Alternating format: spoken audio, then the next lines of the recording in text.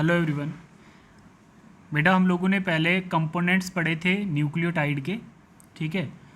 जो important 3 components थे कौन कौन से, एक पेंटोज शुगर थी और एक हमारे पास नाइट्रोजनियस बेस था और एक फॉस्फेट ग्रुप था जो एक कंप्लीट न्यूक्लियोटाइड बनाता था। ठीक है। एक बारी जिन बच्चों ने ये वाला वीडियो नहीं देखा है तो आप लोग दोबारा देख लें कि कंपोनेंट ऑफ न्यूक्लियोटाइड जो मैंने पहले आपको लिंक भेजी थी। राइट। अब हम लोग देखते हैं कि पॉलीपेप्टाइड पॉलीन्यूक्लियोटाइड चेन क्या होता है। देखो जैसे हमारे पास पॉलीन्यूक्लियोटाइड चेन आपके पास है, ये है पॉलीन्यूक्लियोटाइड चेन क्या होता है। पॉलीन्यूक्लियोटाइड चेन का मतलब होता है कि अगर एक न्यूक्लियोटाइड दूसरे न्यूक्लियोटाइड के साथ जुड़ता है तो एक चेन बनती है जिसको हम बोलते हैं पॉलीन्यूक्लियोटाइड चेन।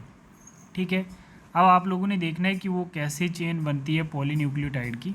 देखिए जैसे हमारे पास क्या है कि ये आपको पता है कि ये कौन सा स्ट्रक्चर है, ये शुगर का स्ट्रक्चर है। ठीक है। ये स्ट्रक्चर शुगर का है। ठीक है। तो अब इसमें क्या है, ये शुगर स्ट्रक्चर है और ये नाइट्रोजनियस बेस है। ठीक है। और ये फॉस्फेट ग्रुप है। कार्बन नंबर आपको पता है 1 2 3 4 and 5। Outside the ring carbon number 5 जिसके साथ फॉस्फेट ग्रुप जुड़ा हुआ है। बच्चे इसमें याद रखना है कि पेंटोज शुगर के साथ फॉस्फेट ग्रुप कौन सा बॉन्ड बनाता है, फास्फोईस्टर बॉन्ड बनाता है। और पेंटोज शुगर के साथ नाइट्रोजनियस बेस कौन सा बॉन्ड बनाता है, ग्लाइकोसिडिक बॉन्ड। इसको हम आगे अभी देखेंगे अच्छे से। अभी के लिए आपने इतना याद रखना है कि नाइट्रोजनियस बेस के साथ जब पेंटोज शुगर जुड़ता है तो कौन सा बॉन्ड बनाता है, और फॉस्फेट ग्रुप ये वाला जब जुड़ता है शुगर के साथ तो कौन सा बॉन्ड बनाता है। ठीक है। यहाँ पर वाटर रिलीज होता है। ठीक है। डिहाइड्रेशन होती है जब बॉन्ड की फॉर्मेशन होती है, वो हम आगे देखेंगे। ठीक है। अब देखिए यहाँ पर क्या है कि एक न्यूक्लियोटाइड ये है और एक न्यूक्लियोटाइड ये है। ठीक है। इनमें कोई फ़र्क है, ये सेम है दोनों न्यूक्लियोटाइड। ये शुगर वाला आ गया कंपाउंड, ये शुगर कंपाउंड आ गया, इसके साथ ये नाइट्रोजनियस बेस आ गया, ये 4th और 5th कंपाउंड। ठीक है। अब 5th कार्बन पे कौन सा जुड़ता है, फॉस्फेट ग्रुप जुड़ता है। और यहाँ पर देखिए ये 3rd कार्बन है पेंटोज शुगर का। ये वाला एक अमाइनो एसिड एक न्यूक्लियोटाइड जो है ये वाला है और एक न्यूक्लियोटाइड ये वाला है। तो इस न्यूक्लियोटाइड के साथ जुड़ना, पहले वाले न्यूक्लियोटाइड के 3rd कार्बन का जुड़ना दूसरे वाले न्यूक्लियोटाइड के 5th कार्बन के साथ, ठीक है, with the help of फास्फोडाइएस्टर bond. तो वो कौन सी बॉन्ड बनाएंगे, फास्फोडाइएस्टर बॉन्ड। ठीक है। देखो यहाँ पर ये चीज़ नहीं आई है, यहाँ पर ये चीज़ नहीं आई है। ठीक है। एक न्यूक्लियोटाइड दूसरे न्यूक्लियोटाइड के साथ अगर जुड़ रहा है तो यहाँ पर वाटर रिलीज होगा। क्या होगा, वाटर रिलीज होगा जिसको हम डिहाइड्रेशन बोलेंगे, और एक बॉन्ड बनेगा जिस बॉन्ड का नाम है फास्फोडाइएस्टर बॉन्ड। आप लोगों ने इधर याद रखना है कि जब भी न्यूक्लियोटाइड के आपस के 3 कंपोनेंट जुड़ते हैं तो तब फास्फोईस्टर बॉन्ड होता है। अगर पेंटोज शुगर फॉस्फेट ग्रुप के साथ जुड़ता है तो फास्फोईस्टर बॉन्ड, अगर पेंटोज शुगर नाइट्रोजनियस बेस के साथ जुड़ता है तो ग्लाइकोसिडिक बॉन्ड। तो ये एक न्यूक्लियोटाइड के कंपोनेंट जुड़ते हैं। बट जब एक न्यूक्लियोटाइड दूसरे न्यूक्लियोटाइड के साथ जुड़ता है तो पहले न्यूक्लियोटाइड का कार्बन नंबर 3 और दूसरे न्यूक्लियोटाइड का कार्बन नंबर 5 पे जो फॉस्फेट ग्रुप जुड़ा है, तो जब ये आपस में बॉन्ड बनाते हैं तो उसको हम लोग बोलते हैं फास्फोडाइएस्टर बॉन्ड। तो ऐसे ऐसे चलता रहेगा। ठीक है ना, ऐसे आगे कंटिन्यूसली न्यूक्लियोटाइड जुड़ते जाएंगे। ठीक है। तो आगे देखिए ये वाला जो न्यूक्लियोटाइड है इसका कौन सा एंड खाली है, 3 प्राइम एंड खाली है। तो इसके साथ आगे और जुड़ सकते हैं, है ना, इसके साथ और न्यूक्लियोटाइड जुड़ेगा 5 प्राइम एंड के साथ, ये बनाता रहेगा। 3 प्राइम एंड के पास न्यूक्लियोटाइड जुड़ेगा। ठीक है। और आगे पॉलीन्यूक्लियोटाइड चेन कंटिन्यू होती रहेगी। देखिए जैसे आपके सामने यहाँ पर एक डायग्राम्स भी है। इस डायग्राम्स में क्या बताया हुआ है कि देखना बेटा, यहाँ पर सिंपल क्या है, यहाँ पर इस डायग्राम्स में ये बताया गया है कि ये हमारे पास क्या है, शुगर, ये भी शुगर है, ये भी शुगर है, ये भी शुगर। इसका मतलब इधर कितने न्यूक्लियोटाइड हैं, 4 न्यूक्लियोटाइड हैं। ठीक है। ये लाइन क्या इंडिकेट करती है, एक न्यूक्लियोटाइड इधर आ गया इसके ऊपर, एक न्यूक्लियोटाइड इसके ऊपर आ गया, एक न्यूक्लियोटाइड इसके ऊपर आ गया और एक न्यूक्लियोटाइड इससे नीचे आ गया। तो कहने का मतलब है कि नाइट्रोजनियस बेस क्या है, नाइट्रोजनियस बेस आ गया इसका एडेनिन, पहले न्यूक्लियोटाइड का एडेनिन, दूसरे न्यूक्लियोटाइड का नाइट्रोजनियस बेस क्या आ गया, गुआनिन, तीसरे न्यूक्लियोटाइड का क्या आ गया, साइटोसिन्स, और चौथे न्यूक्लियोटाइड का हमारे पास क्या आ गया, थाइमिन्स। ठीक है। क्या है इसका, क्या है, थाइमिन्स। अब आप लोग बताइए कि जब नाइट्रोजनियस बेस इतने ही हैं तो दोबारा रिपीट होते जाएंगे, आगे न्यूक्लियोटाइड जुड़ते जाएंगे, तो इसके आगे जो न्यूक्लियोटाइड जुड़ेगा उसका नाइट्रोजनियस बेस दोबारा ए हो सकता है, जी हो सकता है, सी हो सकता है, ठीक है बेटा। तो वो कंटिन्यूसली आगे न्यूक्लियोटाइड जुड़ते जाएंगे। अच्छा, एक न्यूक्लियोटाइड में फॉस्फेट ग्रुप, पेंटोज शुगर और नाइट्रोजनियस बेस, तो एक न्यूक्लियोटाइड बन गया।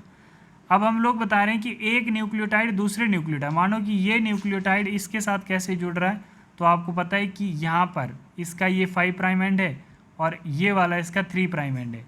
तो ये 3 प्राइम एंड से, है ना, 3 प्राइम एंड खाली था, तो यहाँ पर 5 प्राइम एंड ने बॉन्ड बनाया जिसको हम बोलते हैं फास्फोडाइएस्टर बॉन्ड। क्या बोलते हैं, ये आ गया इसका फास्फोडाइएस्टर बॉन्ड, मतलब इसको हम लोग फास्फोडाइएस्टर बॉन्ड बोलते हैं, ठीक है, जो 5 to 3 बना है ना।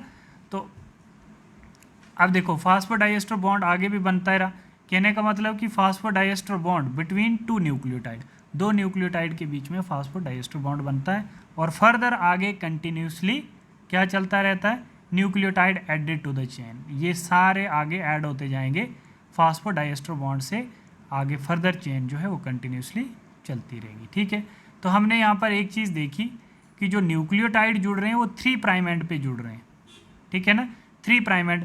अभी भी यहाँ पर देखो, जैसे ये वाला एंड हमारा जो है वो खाली एंड है, देखो जैसे ये वाला एंड, इसका जो 3 प्राइम एंड है वो देख लेना आप लोग, ये देखिए जैसे इसका जो 3 प्राइम एंड है अभी भी खाली है, मैं नीचे पेन लगाऊंगा तो बैक हो जाएगा, इसका 3 प्राइम एंड देखो इस न्यूक्लियोटाइड का भी खाली है, तो इसके साथ फर्दर न्यूक्लियोटाइड ऐड होते जाएंगे और जो हमारा पॉली न्यूक्लियोटाइड चेन है वो आगे ग्रोथ होता जाएगा। हमने यहाँ पर देखा कि फास्फोइस्टर बॉन्ड देखा, ग्लाइकोसिडिक बॉन्ड देखा, 2 न्यूक्लियोटाइड को जुड़ाने के लिए हमने क्या देखा, फास्फोडाइएस्टर बॉन्ड देखी, और एक न्यूक्लियोटाइड में हमारे पास नाइट्रोजनियस बेस एक होता है और एक पेंटोज शुगर होती है और एक हमारे पास क्या होता है, फॉस्फेट ग्रुप होता है।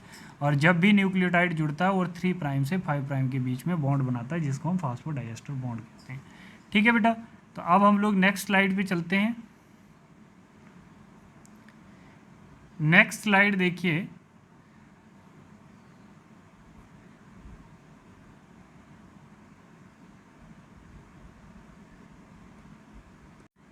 अब बेटा यहाँ पर देखना कि कंप्लीट न्यूक्लियोटाइड का स्ट्रक्चर वाइज बताया हुआ है, ठीक है ना, कंप्लीट न्यूक्लियोटाइड का स्ट्रक्चर बताया हुआ है। देखो यहाँ पर क्या लिखा है कि structure of a nucleotide monomeric unit of DNA.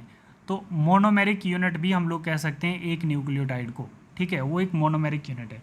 तो नंबर ऑफ मोनोमेरिक यूनिट जब जुड़ते जाएंगे तो क्या बनेगा, पॉली न्यूक्लियोटाइड चेन बनेगी। अब देखना यहाँ पर हमारे पास क्या है कि यहाँ पर एक इम्पॉर्टेंट कॉन्सेप्ट आपको बताना, एक ये वाला और एक ये वाला, ठीक है। इसमें क्या होता है कि ये हीट्रोसाइक्लिक अमाइन बेस है, ये नाइट्रोजनियस बेस की डायग्राम है, ये देखो हीट्रोसाइक्लिक अमाइन बेस है, ठीक है। और ये वाला हमारे पास क्या है, शुगर है, जिसको हम पेंटोज शुगर भी बोलते हैं, ठीक है, पेंटोज शुगर है, पेंटोज शुगर। और ये स्ट्रक्चर जो आपके पास है डीऑक्सी राइबोज का स्ट्रक्चर है, ठीक है। अगर एच है, अगर ओ प्रेजेंट होता तो इट मीन्स कि वो राइबोज होती, डीऑक्सी राइबोज नहीं होती। डीऑक्सी का मतलब एक ऑक्सीजन कम है कार्बन नंबर 2 पे, तो ये डीऑक्सी राइबोज है। अब एक चीज़ यहाँ पर मैं बता रहा था कि वाटर रिलीज होता है जब कौन सा बॉन्ड बनता है, देखिए यहाँ पर जब बॉन्ड बना है, ठीक है, पेंटोज शुगर और नाइट्रोजनियस बेस के बीच में, जिसको हम क्या बोलते हैं, ग्लाइकोसिडिक बॉन्ड। क्या है, यहाँ पर जब ग्लाइकोसिडिक बॉन्ड बनता है तो यहाँ पर वाटर रिलीज होता है, H2O ये रिलीज़ होगा और ग्लाइकोसिडिक बॉन्ड बनेगा। तो आप लोग यहाँ पर देखिए ये H2O है, ठीक है, ये वाटर रिलीज होगा, ठीक है। तो बॉन्ड कौन सा बनेगा, ग्लाइकोसिडिक बॉन्ड बनेगा। ये स्ट्रक्चर है, बट ये शुगर कौन सी है, डीऑक्सी राइबोज, डीएनए का स्ट्रक्चर है ये, ठीक है। अब इसके साथ क्या हो रहा है, जब ये डीऑक्सी राइबोज किसके साथ रिएक्ट करता है, फास्फोरिक एसिड के साथ। तो आपको ये स्ट्रक्चर मैंने बताया है कि H3PO4 होता है फास्फोरिक एसिड, H3PO4, ठीक है। तो अब यहाँ पर भी क्या हो रहा है, जब बॉन्ड बन रहा है phosphoester bond, phosphodiester bond, sorry phosphoester bond, phosphoester bond बन रहा है किस किस के बीच में, शुगर और फास्फोरिक एसिड के बीच में, यहाँ पर भी वाटर रिलीज होगा, ठीक है। तो ये बन गया फास्फेट यूनिट, ये हमारा बन गया पेंटो शुगर, तो ये बन गई हमारी heterocyclic amine base nitrogenous base. समझ में आ गया, ये कंप्लीट स्ट्रक्चर है आपका किसका, आपके न्यूक्लियोटाइड का। समझ में आ गया, बॉन्ड और वाटर कैसे रिलीज होता है, डिहाइड्रेशंस कैसे होती है। एक न्यूक्लियोटाइड में 2 2 वाटर मॉलिक्यूल्स रिलीज होते हैं।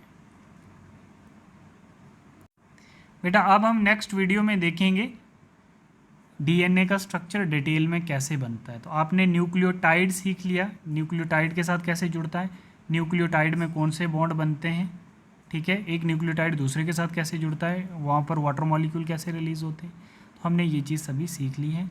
अब हम लोग डिटेल स्ट्रक्चर देखेंगे डीएनए का नेक्स्ट वीडियो में।